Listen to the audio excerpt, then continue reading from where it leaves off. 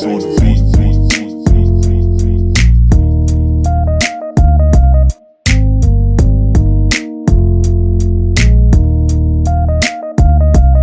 good, everyone? It's your boy Natsu with another video for the channel. Welcome back to DMV Sports Zone. And today, I got Mitch Tischler from NBC Sports Washington on another great interview. And Mitch, I try to have you on for so long, and eventually I had the guts to reach out, and you responded very quickly, and we're very gracious with all the responses, and obviously giving up your time, to come on here. And first and foremost, as I like to start off every interview, if you can, I was wondering if you could let the great people out there know a little bit about yourself and sort of like your career path, to get to the point that you're at right now with NBC Sports Washington. First of all, I'm glad you reached out. No reason to be hesitant. The DMs are open for a reason. I'm happy to talk to anybody. And let me tell you, that intro, you have a hell of a radio voice. That was awesome. Appreciate that. I'm a DMV native. I grew up in Maryland. I went to University of Maryland. I worked down in North Carolina for a couple of years in Greensboro, covering ACC, college sports, a little bit of the Panthers. Before coming back up to DC. I worked for a kind of a small startup TV channel as a reporter for a year or two before I got to what was then Comcast Sportsnet, now NBC Sports Washington. I've been covering the Washington football team, Washington franchise since 2009. Started off as a photographer, as a videographer, and kind of worked my way up, producer. Now I kind of do a little bit of everything, including obviously Washington Football Talk podcast, and it's been a weird, wild run, but man, it's a hell of a lot of fun, and getting a chance to talk to you guys, all the fans in this format is awesome. It's really cool to do. Again, glad that we got this little interview together, and we had the draft, obviously, which is on the top of many people's minds right now. But I do want to get to the news actually that broke yesterday about two former players for the Washington football team now, and Alex Smith and Bryce Love. And I was wondering if you could first give us your thoughts on the news that broke yesterday about Alex Smith retiring from the NFL officially, and the news as well with Bryce Love being waived by the Washington football team, a little bit less than 2 years from being drafted in the 4th round by the team? I mean, I'll start with Bryce just because it's super easy. He's the epitome of Bruce Allen drafts. Take a guy a little bit later in the draft who was injured. He hadn't even recovered yet from the torn ACL, so he didn't even know whether he was ever going to recover. He got to DC.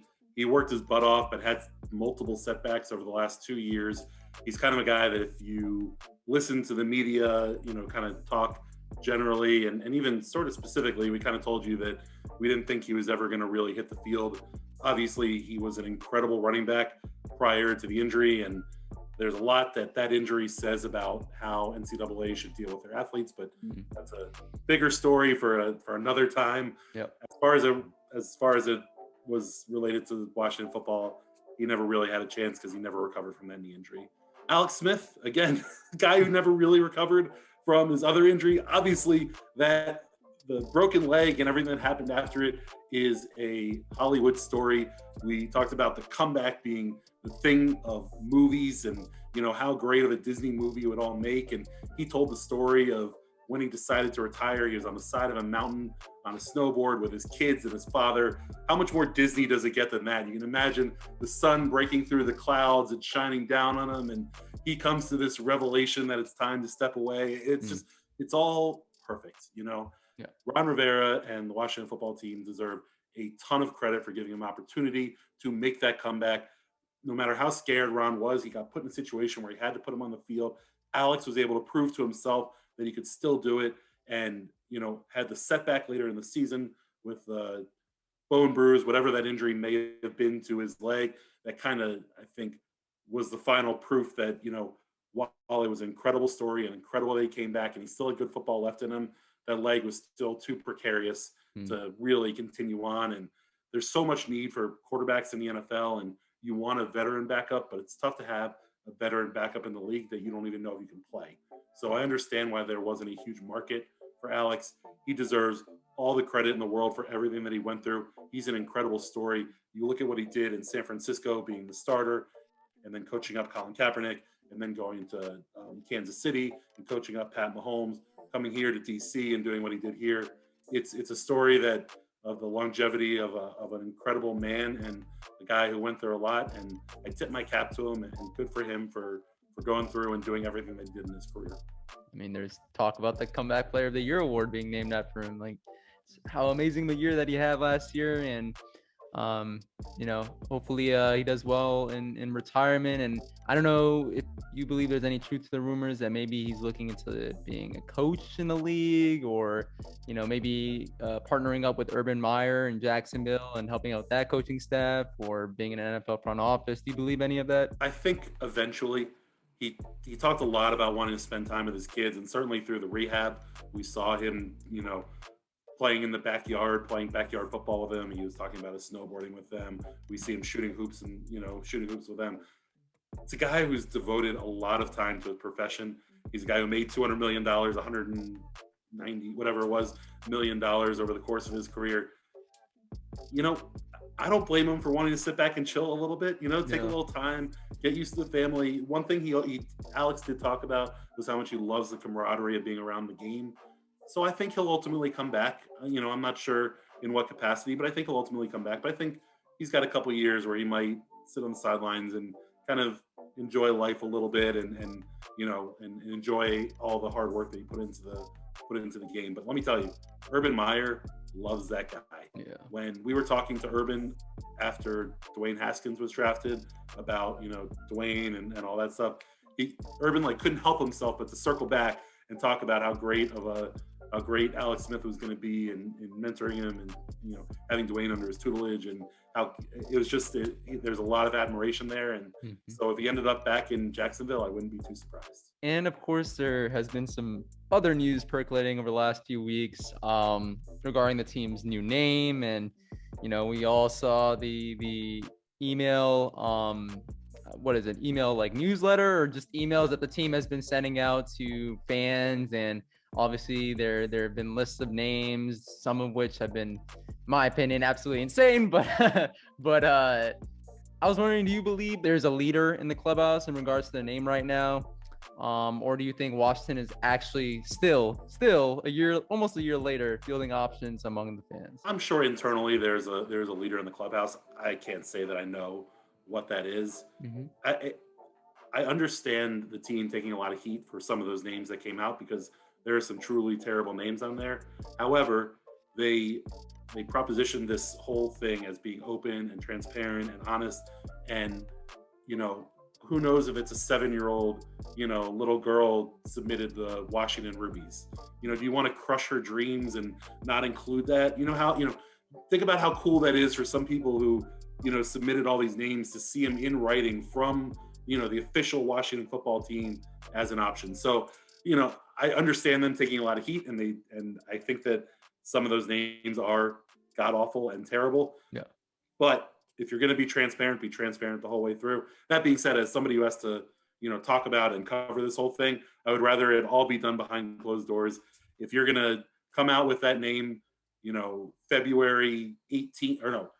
18th of 2022, and the new name is the Washington Blanks, do that, because every time that, the list of names emerges, everyone gets all caught up in, the different options and what are they leaning towards and this and that and the other thing. And quite frankly, we're still probably close to a year away from finding out what the name is. So they're still early in the process. I will say that, as a DMV native, Washington, D.C. is not capital city. I don't know what the heck First City is, but it's not First City either. So anything that starts with capital city or First City needs to GTFO all the way out of here. Yeah. That should be a non-starter for any of it. And if they end up as the Monarchs or the Devil Cats or Demon Cats or whatever it may be, so be it. But it's got to be Washington. Hopefully will become a state in the next 2-4 years, whatever the time frame is to make that happen. Be Washington. Embrace it. That's who you are. Stick with Washington as the surname. Yeah, for sure. And I definitely agree with your point about, being a DMV native. Everyone thinks, the outsiders just think, DC is just, the capital. That's all it's for. But obviously there's a community, and hopefully we get a name that really embodies it. But now on to the quarterback room with Real Washington, quick, right? hopefully a stadium in the city also. That Yes.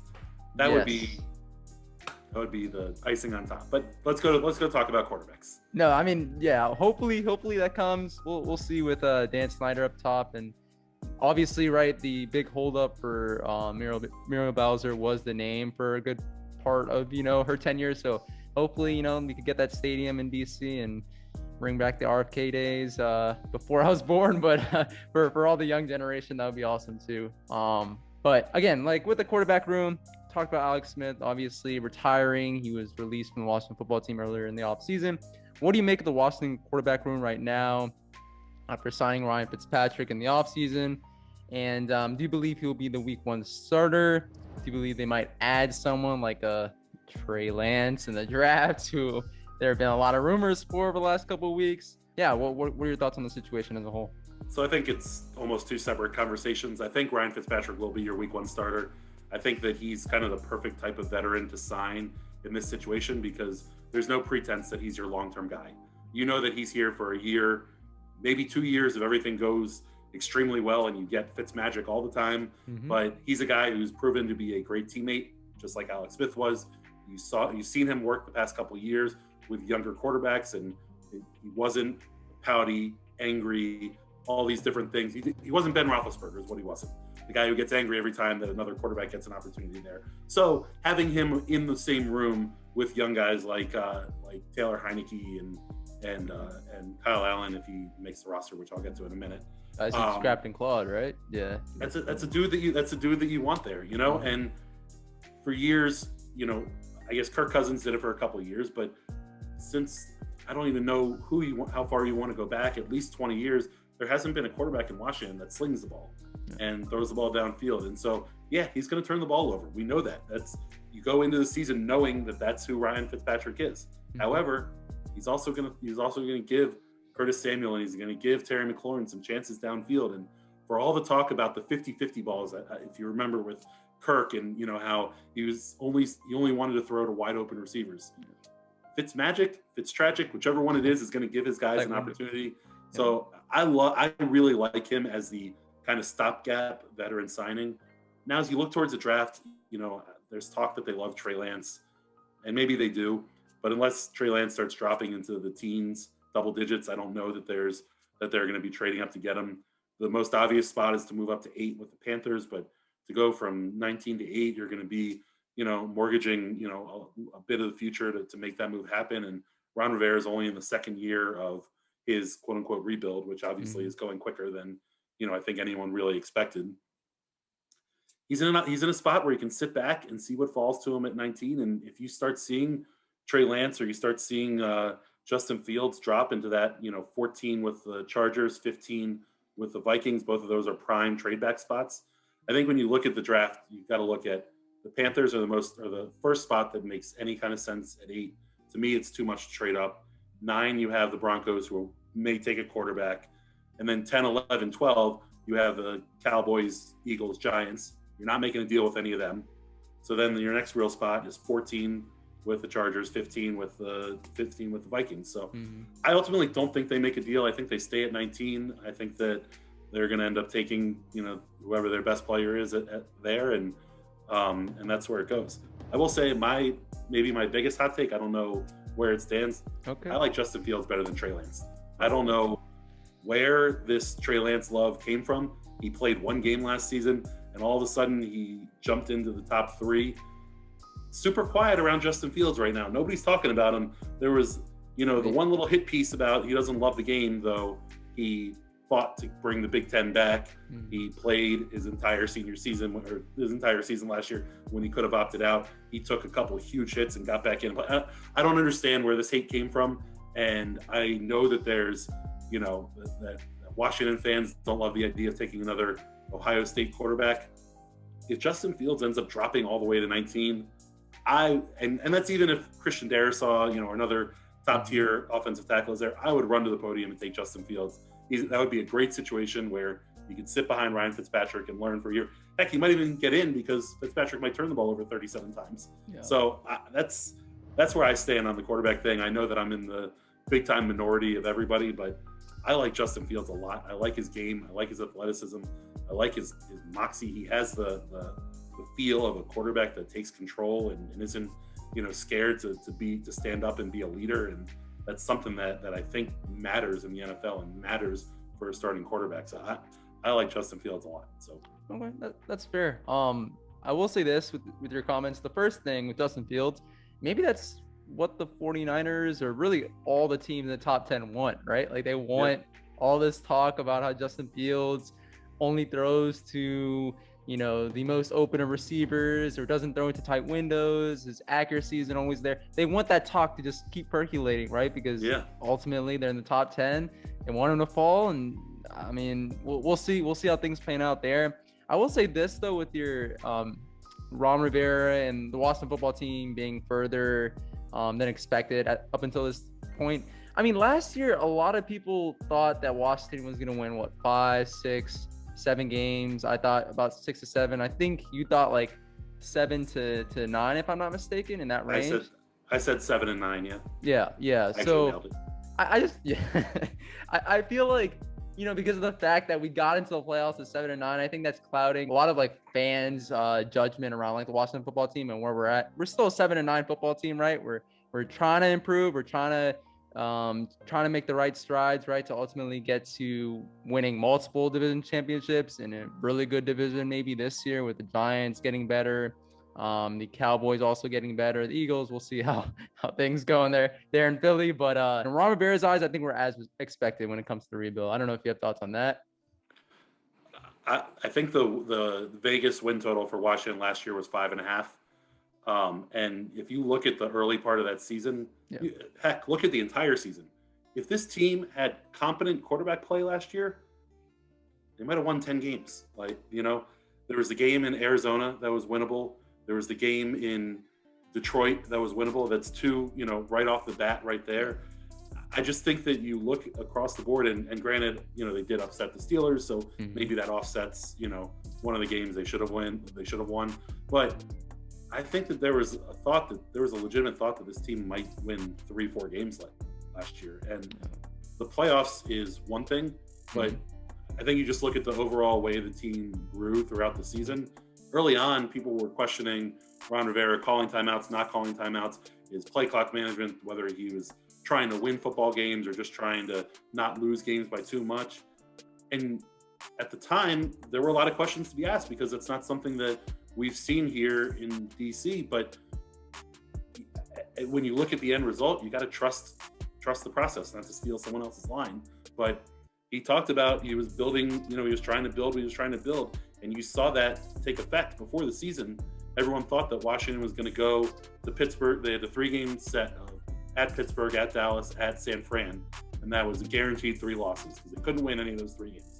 Well, they went and won all 3 of those, and that was the springboard towards the playoffs. And you just saw this team grow, and you saw them build and get better. And, you can't be anything but excited about some of the young weapons they have on offense. And now you have a quarterback that can deliver the ball downfield. So, I think there's a lot of room for optimism. I don't think Fitzpatrick is a superstar by any means or a long-term answer, but for a year, he's going to be a hell of a lot of fun to watch. Yeah, for sure. Speaking of slinging the ball all over the field, how big of a year do you think our guy Terry McLaurin, is going to have this year with Ryan Fitzpatrick throwing in the ball? I mean, 1,000. He should have. Think about the numbers that he's put up with the quarterbacks that he's had. And we don't have to relive Haskins and all that. Yeah. But probably hasn't played with an NFL caliber starting quarterback since he came to the league. Maybe the 2-game, maybe the short period of Alex Smith when he was slinging the ball around was the best quarterback play he had. Now he's got a guy that's going to throw in the ball. I mean, to think that he's not going to get 1,300 yards receiving, have double-digit touchdowns maybe, plus it's a 17-game season. The numbers are going to look big next year. And he finally, ultimately, also has a complement on the other side of the field at receiver who can help take away a little bit of the safety help, because we saw it a lot last year where teams were bracketing him and doubling him and rolling safety help over to him, and he still had a huge season. So I mean, I'm really excited about what Terry can do in this offense, especially with a guy that can sling the ball like Fitzy can. And I know you talked about how you see Washington more so staying pat at the 19 spot. And I was wondering if that were to be the case, what players you think Washington is most looking into right now at the 19 spot? I know there's been Micah Parsons talk, but he probably has to fall or Washington has to trade up to get him. But any other guys that you think that Washington would definitely be looking into at number 19, and maybe even some under the radar guys as well? I mean, at this point, there's nobody under the radar at 19 because we just had a mock draft today that had them taking Travis Etienne, which is not happening. So there's no under the radar at 19. Everyone's throwing all the spaghetti at the wall. They're seeing what's going to stick and moving on from there. 19, to me, I know that the team loves Christian Darrisaw, for the offensive tackle from Virginia Tech. His biggest hit is does he have a big enough mean streak to be an NFL left tackle? But that's also his biggest upside is that he has 3 years as a starting left tackle. He's shown great quickness, great agility, great athleticism at that spot. He's got good hands. He's got good feet. He did a really good job in college at left tackle. And to me, I think you at least have an idea of how that'll translate. With so many other guys below him, you have Penei Sewell and you have Rashawn Slater, who are the other two top offensive tackles.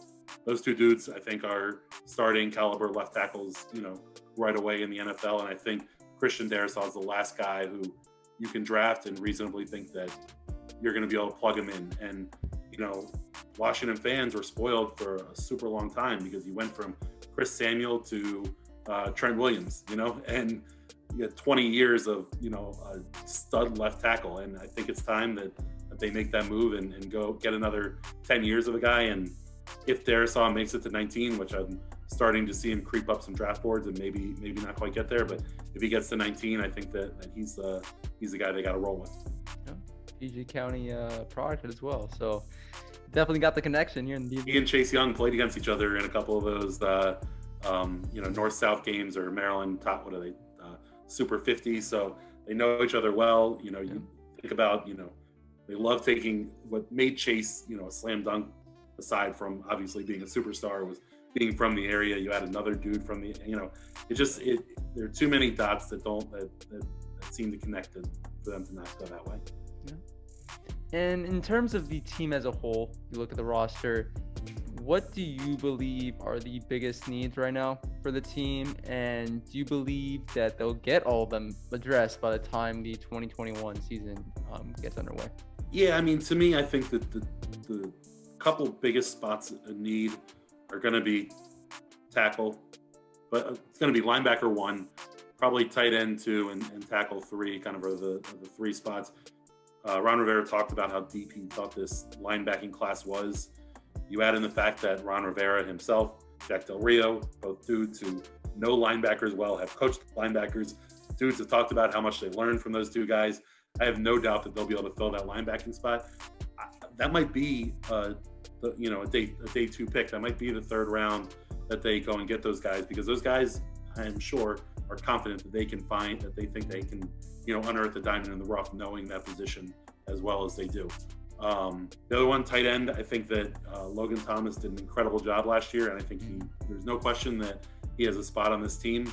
If you can add one of the athletic tight ends as well, and you're not going to get Kyle Pitts, but you get a guy who plays that Kyle Pitts type, Jordan Reed type, more of a wide receiver who lines up at tight end and is just, a defensive matchup nightmare from the tight end position. I think that would do so much for this offense.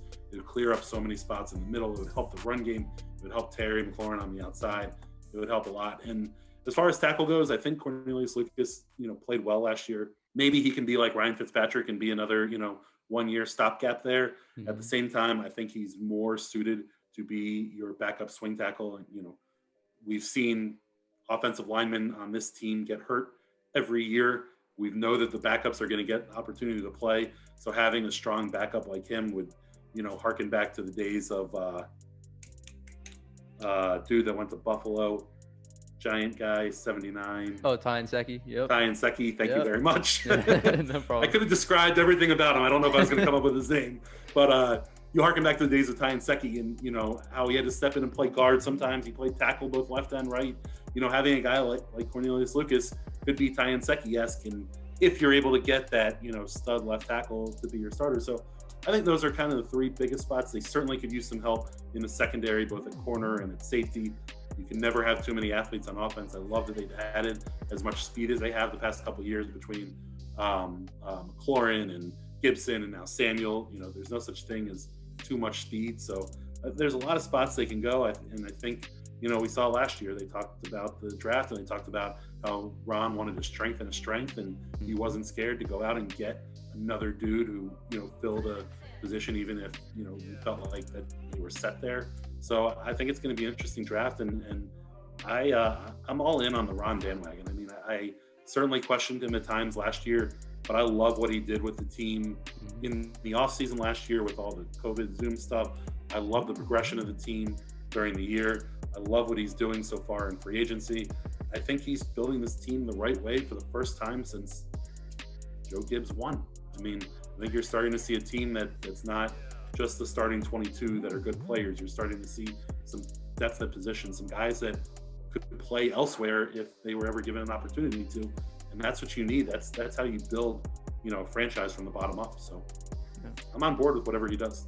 Yeah, remember Ron, right? Yeah. But no, he's such a breath of fresh air, right? Like everything about Ron Rivera was so needed for this Washington football team, and I think we're truly, it's awesome just to have him here. I know he doesn't always give you guys in the media all the answers that you guys want, based off like pressers and all that I've watched in the past, but just seems like a really good coach, and definitely, I agree, is leading us in the right direction for the first time, at least in my lifetime. So, but I do want to ask you a couple of fun questions, actually, based off of some players on this Washington football team, and some questions that I've previously posed on the channel, and I really want to get your amazing insight on. And the first question actually is pertaining to the two studs that two bookends on the defensive line, and Chase Young and Montez Sweat.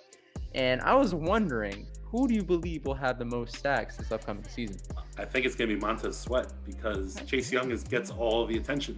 He's the guy that teams are starting to focus on. And, you know, we saw last year as a rookie him getting triple teamed, you know, on particular plays. The Giants were setting two tight ends and a tackle at him, you know, on single plays. So what the hell are you going to do? And even with all that attention, he still made big plays left and right. But if we're talking sack leaders, I think Montez Sweat. I'm going to go back to what I said last year, which didn't end up happening because Matt Ioannidis got hurt. But I thought Matt Ioannidis was going to lead the team in sacks last year.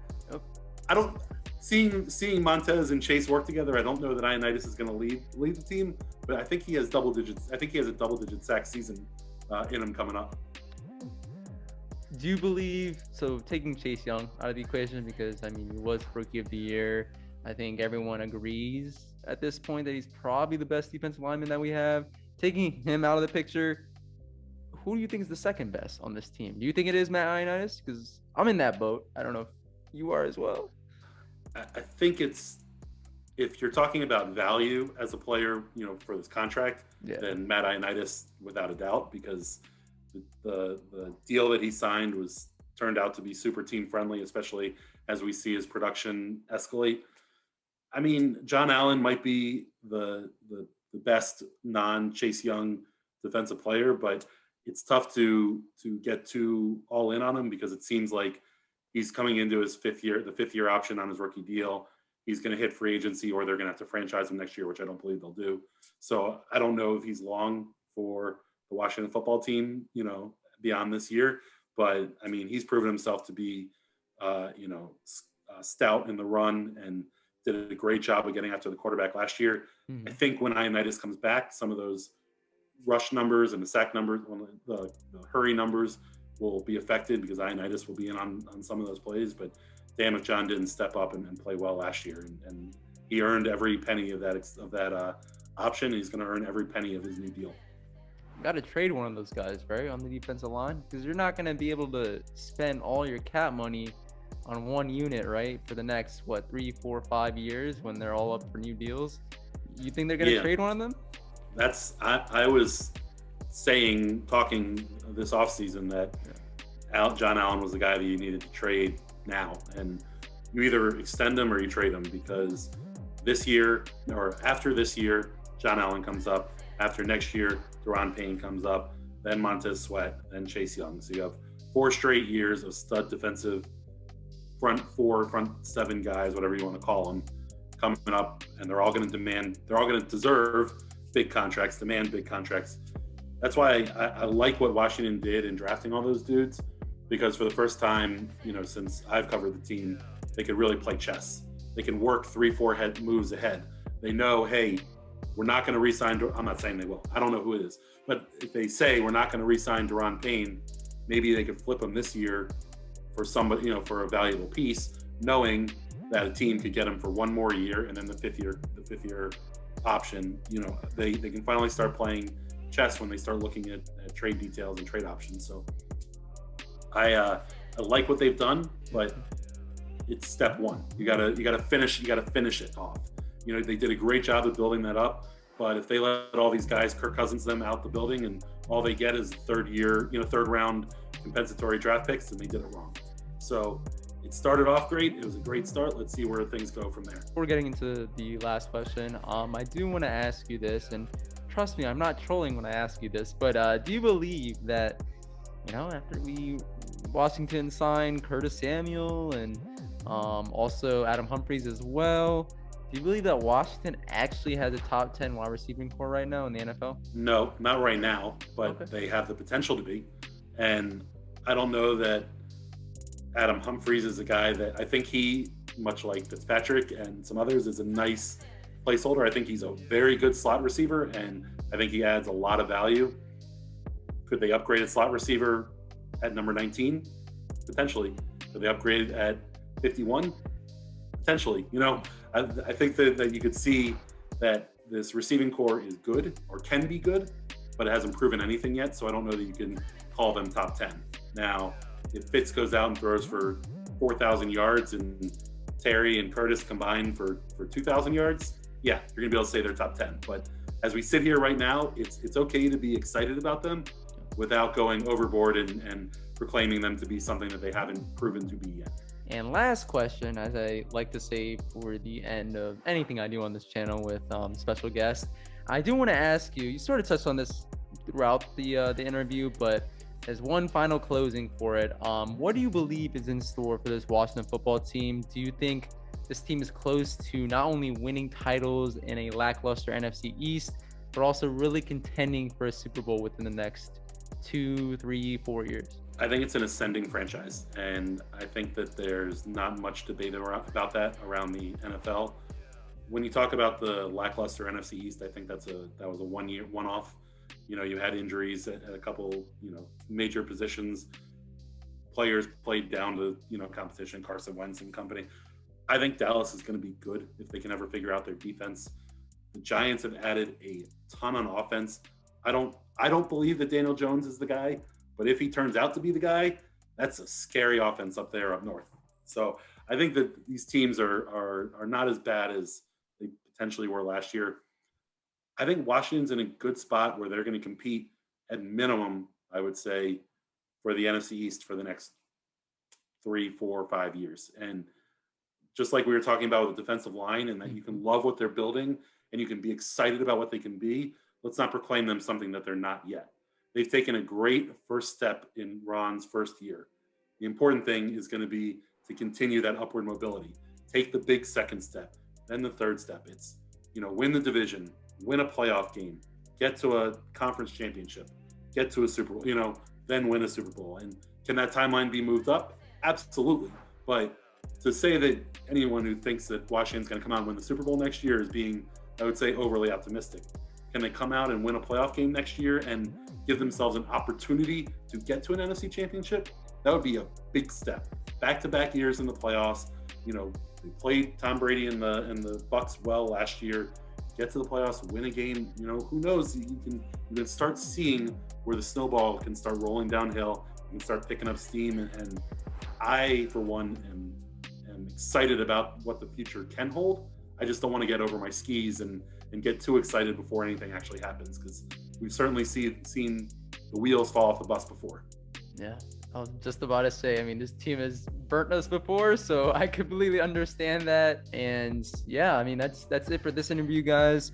Thank you, Mitch, so much once again for joining. This was a great interview. And I mean, they don't call you Mr. Nice Guy for nothing, right? Like, just setting this up, and I really appreciate it. Really appreciate all the great work that you continually put out for NBC Sports Washington, with JP Finley and P. Haley as well. I love your guys' Watch the Football Talk podcast, and make sure, guys, to go check that out. I'll make sure to have the link in the description to the YouTube page and everything, really. And thank you guys, all of you guys who are tuning in. Appreciate it. Make sure to like, comment, subscribe to the DMV Sports Zone channel. We're trying to post fire content on here as much as possible. Also, go and follow our Instagram page, all lowercase DMV Sports Zone, and our Twitter page at DMV Sports Zone. So with that being said, have a great rest of your day, guys, and see you on the next one. Peace.